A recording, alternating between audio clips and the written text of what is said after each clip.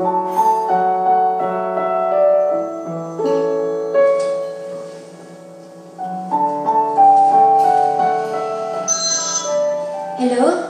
Adik sa'yo, awit sa akin. Dahil mga kwentong maratong tungkol sa'yo, ligayang iyong hatid sa aking buhay. Naisipan ko ikaw sa umaga't sa gabi, sa bawat minutong nangilipas. Hinahanap-hanap kita,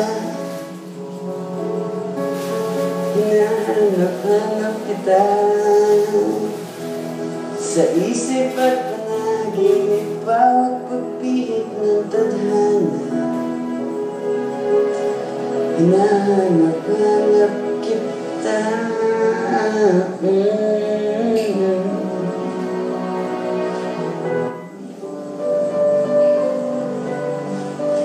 Ano ginagawa mo dito?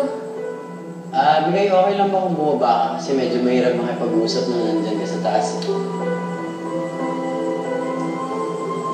Please. Sige, sandali.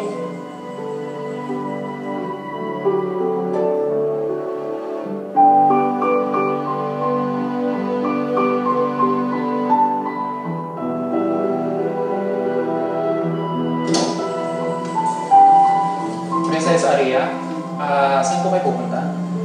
Kuya, kaibigan ko. Ito lang ako.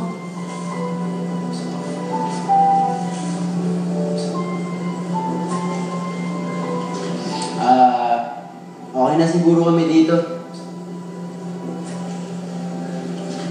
Sige na ito. Wow. Kuya, okay na ba? Thank you.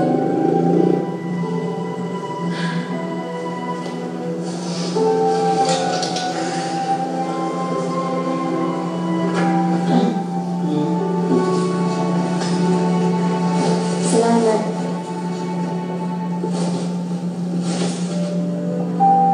Bakit mas pumunta ka dito ng ganitong oras?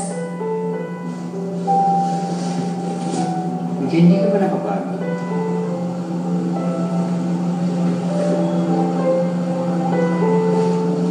Ibig ko sabihin parang hindi ka ba nabibigla sa pagbabago ng buhay mo? Sigurado, namimiss mo din yung simpleng buhay mo dati, di ba?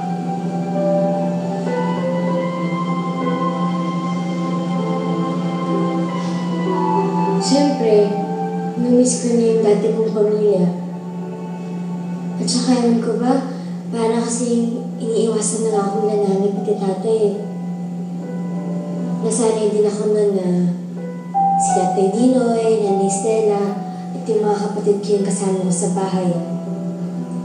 Kasi ngayon, isa lang ako. Parang nakakalungkot.